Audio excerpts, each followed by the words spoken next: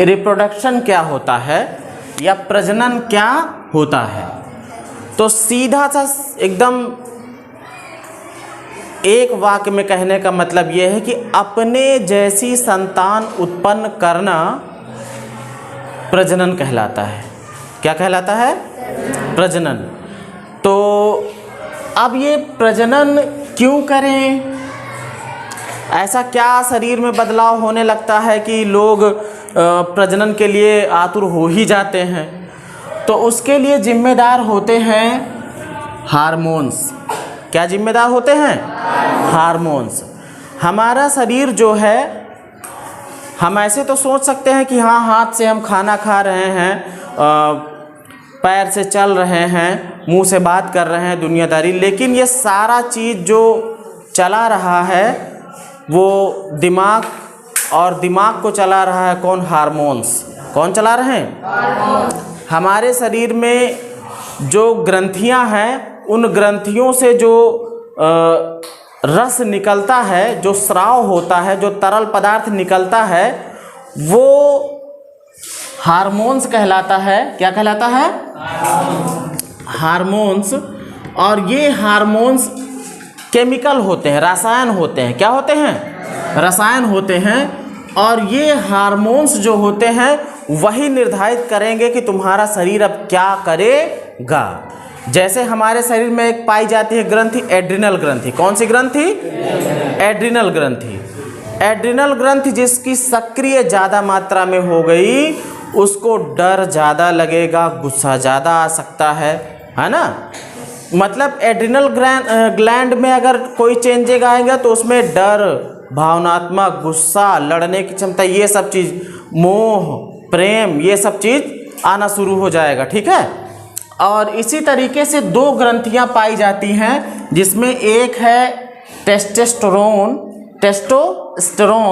और दूसरा है एस्ट्रोजन।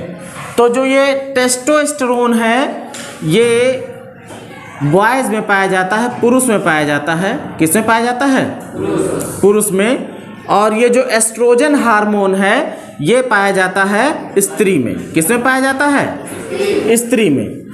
तो रिप्रोडक्शन के लिए, प्रजनन के लिए जो आतुर करते हैं वो ये कौन है? ये दोनों हार्मोन्स हैं। ये हार्मोन्स जब तक सक्रिय नहीं होंगे तब तक आपका प्रजनन संभव नहीं है।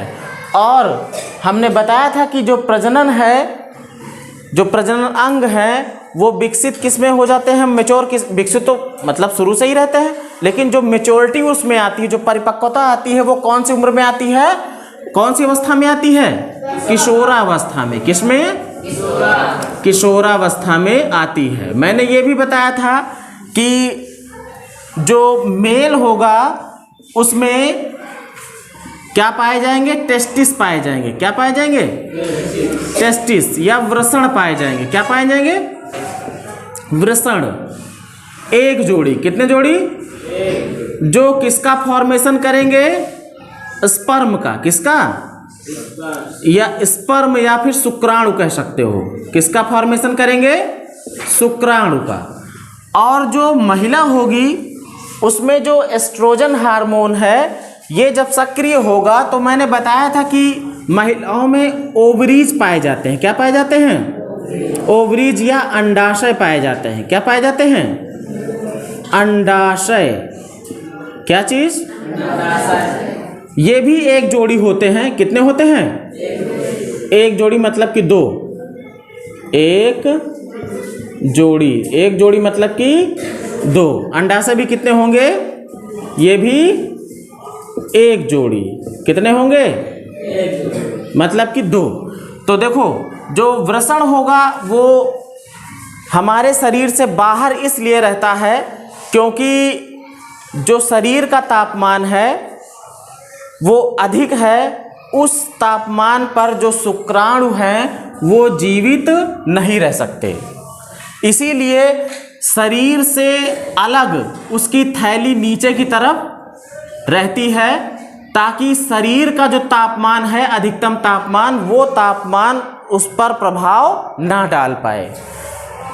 जो लोग बहुत ज़्यादा चुस्त कपड़े पहनते हैं या लंगोट वंगोट पहनते हैं, उनके अंदर नपुंसकता आ जाती है। क्या आ जाती है? तो होता क्या है, दरअसल नपुंसकता आने का मतलब मैंने बता दिया कि जो टेम्परेचर है शरीर का अलग है, 98.6 है ना डिग्री फ़ारेनहाइट होता है, जबकि इसके लिए ज़्यादा नहीं, बस 3-4 डिग्री कम चाहिए। इसके लिए कितना? 3-4 डिग्री कम चाहिए। इसलिए शरीर से भगवान ने खुद ही, प्रकृति ने खुद ही ऐसा बनाया है, नेचर ने उसको ऐसा बनाया ही है कि वो शरीर से अलग रहेगा। क्या रहेगा? अलग रहेगा, ताकि जो शरीर की गर्मी है वो इस पर प्रभाव ना डाले। अगर आपने चुस्त कपड़े पहने या फिर लंगोट पहनी तो इससे क्या होगा? वैसे तो 1-2 घंटे के लिए पहन सकते हो, कोई दिक्कत नहीं, जब हमको कोई एक्सरसाइज करनी, कुछ भी करना हो। लेकिन अगर आप हमेशा पहने रहोगे तो उससे दिक्कत ये होगी कि जो वृषण है आपका वो शरीर से चिपका रहेगा। कैसे रहेगा? और चिपका रहेगा तो क्या चीज खत्म हो जाएंगे? आपके शुक्राणु डेड हो जाएंगे, मर जाएंगे। बात समझ गए? अब देखो, ये दिक्कत सिर्फ पुरुषों में ही होगी। महिलाओं के जो अंडाशय होते हैं वो शरीर के अंदर ही होते हैं। कहाँ होते हैं? शरीर के अंदर, एक बाईं तरफ और एक दाईं तरफ, एक बाईं तरफ और एक दाईं तरफ। तो होता क्या है, जब किशोरावस्था में आ जाते हैं तो जो अंडाशय है वो अंडे को बनाना शुरू कर देता है। 11-12 की उम्र से अंडाशय अंडे को बनाना शुरू कर देता है, और जो वृषण है, जो टेस्टिस है, वो शुक्राणु को बनाना शुरू कर देता है। अब इसके बाद जब अंडे का फॉर्मेशन होगा तो ये क्रमिक होता है, मतलब एक बार अगर दाहिनी तरफ से अंडा निकला हुआ है तो दूसरे महीने में फिर वो किस तरफ से निकलेगा? बाईं तरफ से, फिर दाईं तरफ से, फिर बाईं तरफ से। और पुरुषों में जो होता है, इसका जो समय है ये निश्चित रहता है। ये कैसा रहेगा? समय निश्चित। जो अंडे का फॉर्मेशन है उसके लिए समय क्या रहता है? निश्चित रहता है, 28 से 30 दिन। अगर स्वस्थ है महिला तब 28 से 30 दिन बाद नया अंडा फिर से बन करके बाहर आता है। लेकिन जो मेल में है उसमें कोई भी ऐसा टाइम बाउंड नहीं है। उसमें शुक्राणु की संख्या हाँ कम ज़्यादा हो सकती है, लेकिन वो किसी भी समय के लिए प्रतिबद्ध नहीं है। उसमें शुक्राणु का फॉर्मेशन होता ही रहता है। बात समझ गए? तो होता क्या है बेटा, मैं बात कर रहा था रिप्रोडक्शन की, प्रजनन की। तो प्रजनन कैसे होता है? अब मान लीजिए सबसे जरूरी है एग। क्या? एग। जब अंडे का फॉर्मेशन होगा, फॉर्मेशन होने के बाद 11 से 12, 13 से 14, मतलब 11-12 से लेकर के 14, मतलब एक हफ्ते तक, ठीक है, 11 से लेकर मान 14, 15, 16 तारीख तक वो अंडा जो है वो उठ करके अंडाशय से कहाँ? गर्भाशय की ओर आएगा। किधर आएगा? उस समय अगर कोई शुक्राणु उसे मिल जाता है तब तो वो जाइगोट में बदल जाएगा, बच्चे का बनना शुरू हो जाएगा। लेकिन अगर उस समय भी उसे कोई शुक्राणु नहीं मिलता है, उस समय भी उसे कोई शुक्राणु नहीं मिलता है, तो जो वो अंडा होगा वो फिर फटने लगेगा। क्या होगा? और फटने के साथ जो उसमें ब्लड सेल्स होंगे, जो ब्लड सेल्स होंगी वहाँ पर, वो भी साथ ही फटेंगी। और माहवारी के नाम से, जिसे माहवारी या फिर मासिक कहते हैं, क्या कहते हैं? मासिक या फिर माहवारी के रूप में वो बाहर निकल जाता है। बात समझ गए?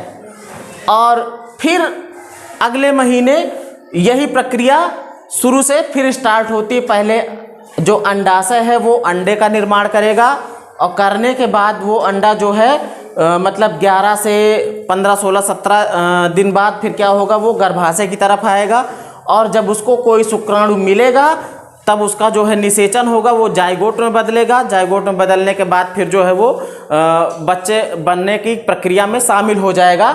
लेकिन फिर अगर ऐसा नहीं होगा तो फिर से वो अंडा रप्चर कर जाएगा, वो फिर से फट करके फिर से मासिक धर्म के रूप में बाहर ब्लड के साथ में निकल जाएगा। तो गर्ल्स में ये प्रक्रिया स्टार्ट हो जाती है 11-12 वर्ष की उम्र से। बात समझ गए? बॉयज में ऐसा कुछ नहीं है, लेकिन संतानोत्पत्ति के लिए सबसे महत्वपूर्ण यही दो चीज हैं, एक अंडे जो स्त्री से मिलेंगे और शुक्राणु जो पुरुष से मिलेंगे। इसीलिए धरती पर दोनों का महत्व है, कोई अपने को श्रेष्ठ या कोई अपने को कम ना समझे। समझ गए? प्रजनन क्या